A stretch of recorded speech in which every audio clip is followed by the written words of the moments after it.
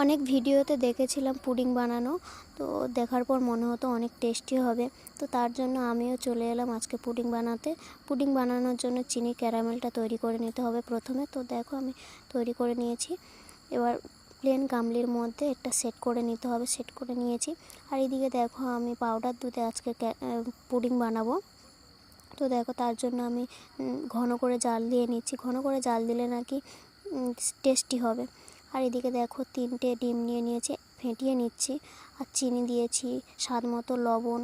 তো এমন করে ফেটাতে হবে যাতে না গেজা উঠে যায়। আর এদিকে দেখো সেই জন্য ঘন করা দুধটা দিয়ে দিলাম ঠান্ডা করে। আর এদিকে দেখো মিক্সড করে নিয়ে ছেঁকে নিচ্ছি। ছেঁকে নেওয়ার কারণটা হচ্ছে ডিমের ওই যে সাদা অংশটা নাহলে চলে আসবে। আর এদিকে দেখো হয়ে গেছে। তো ঠান্ডা করে নিতে হবে, না করে নেওয়ার পরেই তারপরে উল্টাতে হবে, না হলে বেকার হয়ে যাবে। আর এদিকে দেখো আমার রেডি হয়ে গেছে পুডিং। তো ভিডিওটা কেমন লাগলো অবশ্যই জানিও। অনেক ভিডিওতে দেখেছিলাম পুডিং বানানো, তো দেখার পর মনে হতো অনেক টেস্টি হবে। তো তার জন্য আমিও চলে এলাম আজকে পুডিং বানাতে। পুডিং বানানোর জন্য চিনি ক্যারামেলটা তৈরি করে নিতে হবে প্রথমে। তো দেখো আমি তৈরি করে নিয়েছি। এবার প্লেন গামলির মধ্যে একটা সেট করে নিতে হবে, সেট করে নিয়েছি। আর এইদিকে দেখো আমি পাউডার দুধে আজকে পুডিং বানাবো।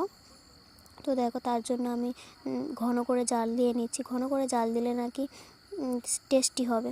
আর এদিকে দেখো 3টে ডিম নিয়ে নিয়েছি, ফেটিয়ে নিচ্ছি।